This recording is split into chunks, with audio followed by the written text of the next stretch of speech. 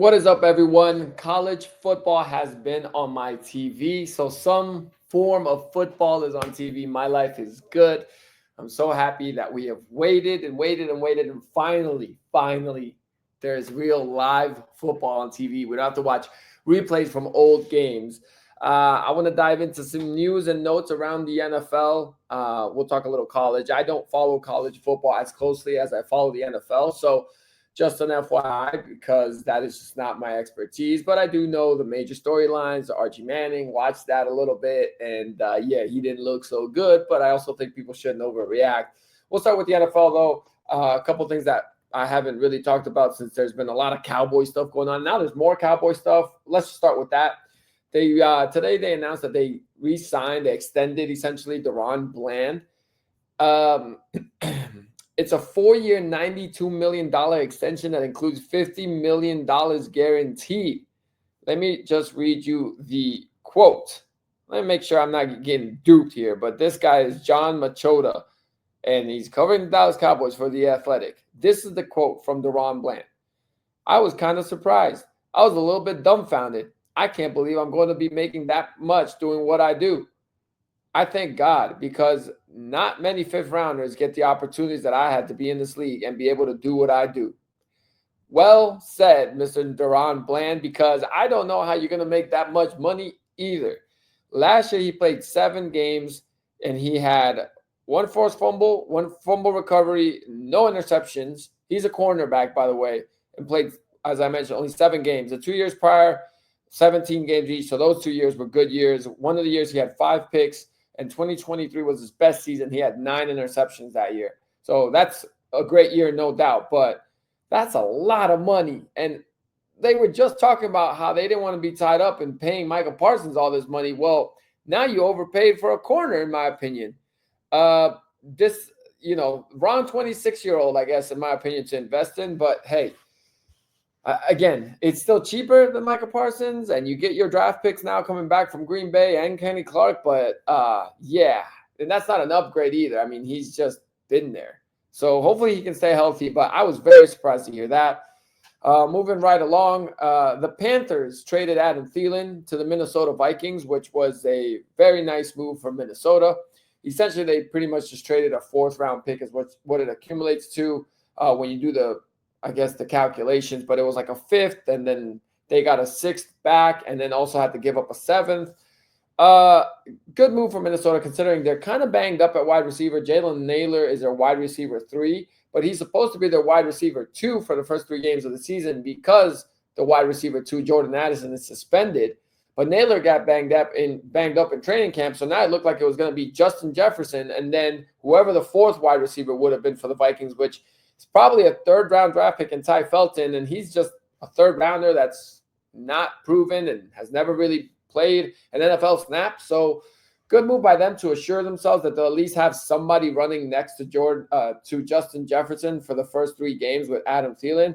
And more good news for them is it seems like Jalen Naylor is on track to get right from that training camp injury. So they might have Justin Jefferson, Adam Thielen, and Jalen Naylor for week 1 in Chicago. And that's a pretty good trio of wide receivers. And then after week 3, assuming all of those guys can stay healthy, Jordan Addison joins the party. So seems like a full slate coming for J.J. McCarthy. Again, they need him to be average. That's really all they need him to do and not turn the ball over much. And I think they'll be successful and have a good year. Other things going on around the league, I was looking at some team previews, and ESPN had the Chiefs predicted around 10.3 wins. And I don't want to say the Chiefs are disrespected because obviously they're in the headlines all the time, and a lot of that has to do with Travis Kelce, obviously Taylor Swift, all that stuff.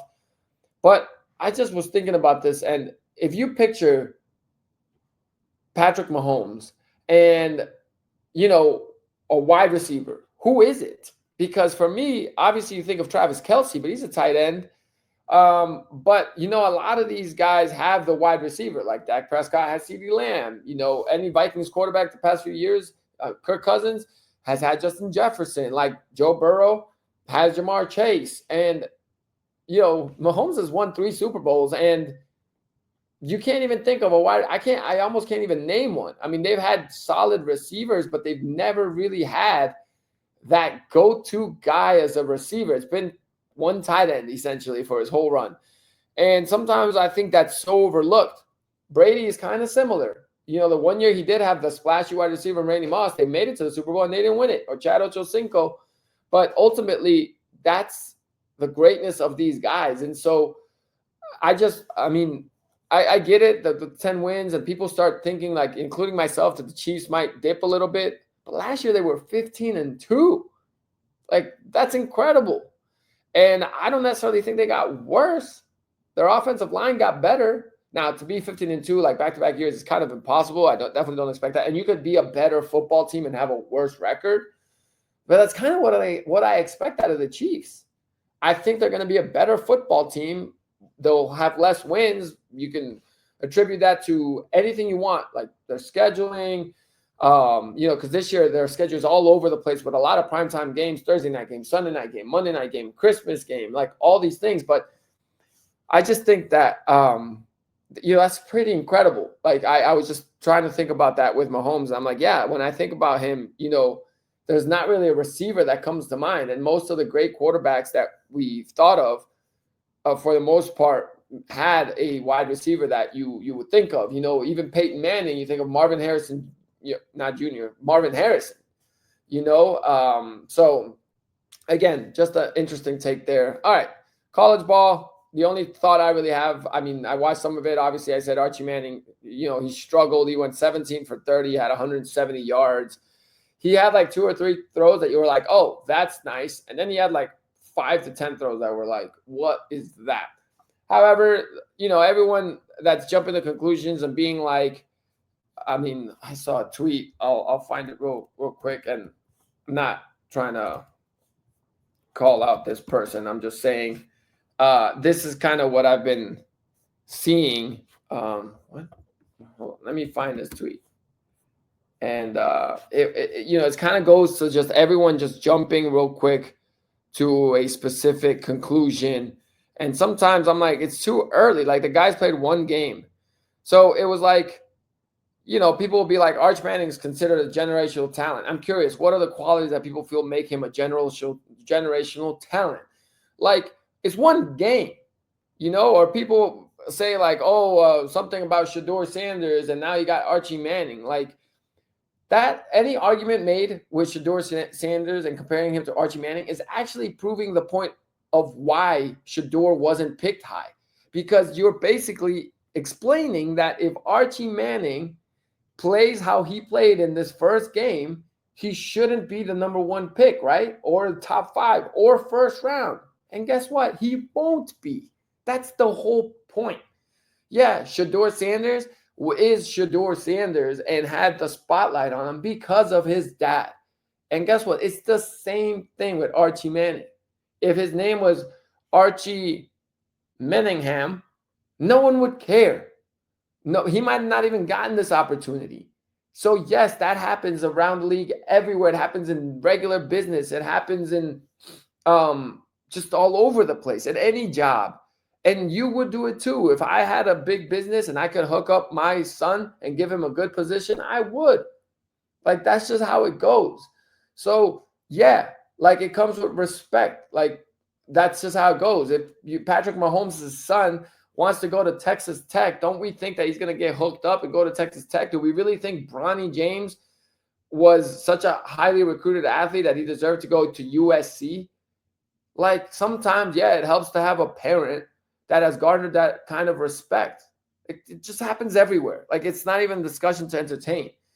And so, yeah, Archie Manning has a spotlight on him, is the Texas QB because of his bloodline. Yes, just like Shedeur Sanders. And if he plays like crap, like how he played in the first game, I don't think anyone is going to be saying he should go number 1. Or I can't believe 3 teams passed on him. They're going to be like, yeah, look at his pocket presence. Look at his throwing. Look at his accuracy. Like, duh. So people just jump to conclusions all the time. It's 1 game. Let the season play out. And if he has a bad season, he ain't going to get drafted high. Like, that's how it goes. So it's just people making something out of nothing. Other than that, Michigan balled out. They looked solid, obviously. I'm just going through the scores. I mean, Ohio State got the win against Texas. Got to give them credit. They looked, solid. That defense was obviously made. Archie Manning looked terrible, but they looked good.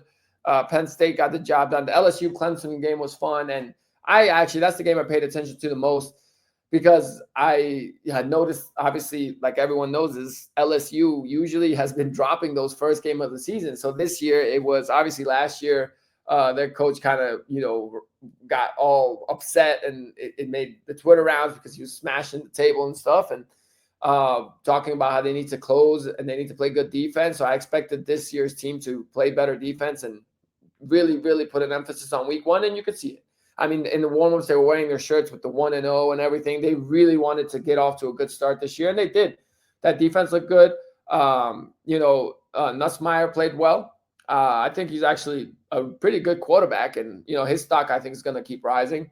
So, yeah, LSU got the job done. Georgia rolled. I mean, the biggest story probably was Florida State upsetting Alabama 31-17. And other than that, I mean, again, football is back. Life is good. I'm so excited. Bill Belichick will coach his first college football game tomorrow, so we'll see what happens with that. And I am more worried about the on-field product. I don't care about his girlfriend and how many camera shots they're going to show of her. Like, I'm watching this for football. Like, so, leave that for TMZ. But other than that, super exciting time. And Thursday, the NFL season kicks off, and I cannot wait for that. I might do an episode here in the next few days of looking ahead at all of the football teams, the NFL teams, and what would be a successful season for each and every one. I think that would be a fun podcast to do. So look out for that next couple of days. Remember, subscribe, like, and comment. And I'd love to talk to you guys more about ball, and we'll keep it up and we'll keep doing this. Talk to y'all later. Have a good weekend.